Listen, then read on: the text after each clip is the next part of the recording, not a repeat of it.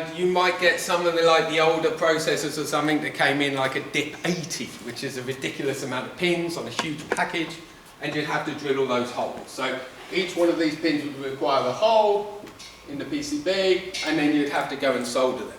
Yeah? In the real world, if they were manufacturing it, it would pass through a conveyor belt, go into a wave soldering machine, which is a bath of molten solder, and inside there they create a wave of that solder, and as your board goes over it, the waves of solder hit the pins, and there's some flux on the board, and then the exposed copper on the boards will keep a little bit of that solder on, and it would automatically solder it for you.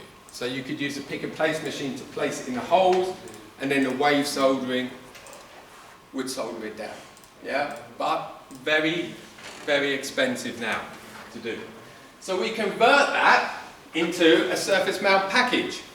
So if you have this DIP 14, which has got 7 pins on the left, 7 pins on the right, you can convert that to an SO14, yeah, which would be exactly the same. If we take a top view, the pins would just be hanging off the side like this, almost flat. Okay, you can see one just here, look. See this part? This is what we call an SO8. So it's a surface mount 8 pin, standard size again. There's the SO part represents the pitch of the pins. This is very important when you choose your footprint. You might have a T-slot. A T-slot 8 would be exactly the same number of pins, but the actual physical package is smaller, and the pitch of the pins is smaller, so it's all closer together. And you might have an MS slot, which is like a micro slot. It's even smaller still. So really, what you need to do is, if you've chosen a particular IC to use, you get the data sheet up, and you find out from that manufacturer what packages of that chip is available with. And the data sheet will show you all this information. So it might say, if we took a 741 op amp, for example, it might say, yes, you can get this in a DIP 8, which would be your standard, everybody knows and loves. You can get it in an SO8, which is a surface mount variant of that. You can get it in a TSOT 8, which is a tiny version of that. And there may be some other varieties available as well. So then you think, well, which one do I use? It doesn't actually matter, because the functionality is the same for every one of those packages, yeah? But you need to take into account heat dissipation, so the smaller the package, the more heat it's going to generate. How do you get that away from your board? And the other thing that you need to consider is, can I obtain them?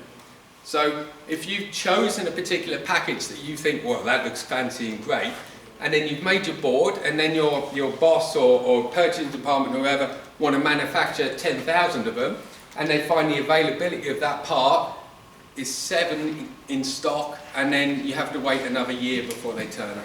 You need to take this into account as well. So when you choose your packages, what happens is you will create a BOM, which is a bill of materials.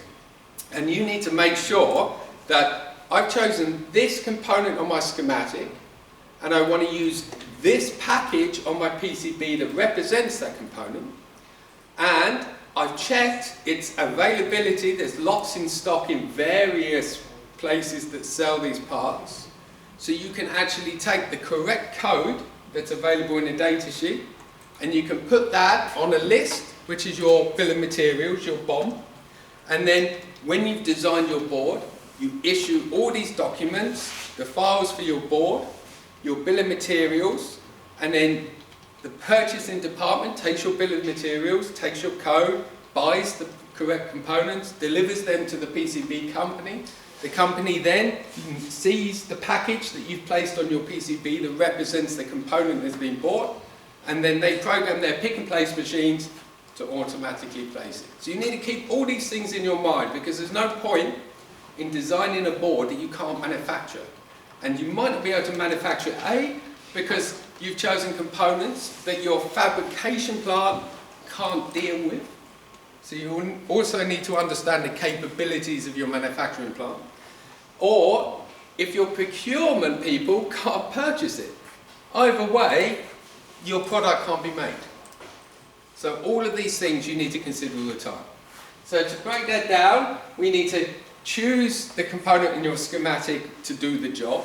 Choose the correct package that you want to use for that can deal with the energy that's going through it, or the dissipation of heat, or whatever that particular device needs for that particular job.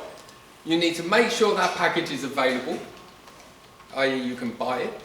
And you need to make sure that the PCB manufacturing plant has the capability to place it for you, to actually manufacture the board and place it. And to give you an idea of that, if you take your latest watches or whatever, the microprocessors in there are so small, their pin pitch is so tiny that you may need so many layers on your PCB to fan out all those pins that your PCB manufacturing plant may come along and say, I'm sorry, but the track width and the track spacing is too fine for our machines to be able to etch properly.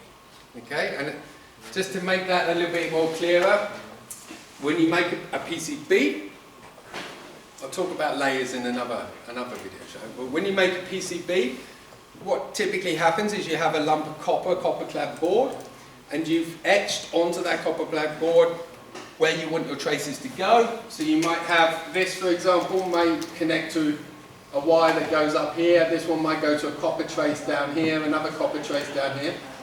There's two very important measurements that go on with PCB design. That is, what is the width of this copper trace that you've selected down here? So you've got a width. And then if I have two copper traces next to each other, what is the clearance between those two copper traces?